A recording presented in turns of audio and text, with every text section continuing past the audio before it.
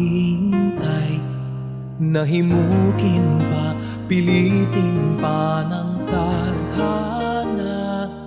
Alam mo na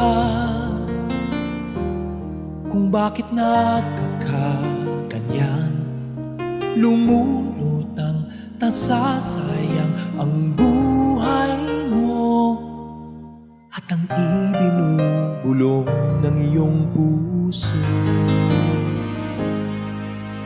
Natutulog pa ang Diyos? Natutulog ba?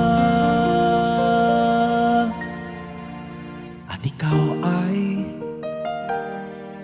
kaagad sumusuko, konting hirap at munting pagsubok lamang. Bakit ganyan? Nasaan ang iyong tapang?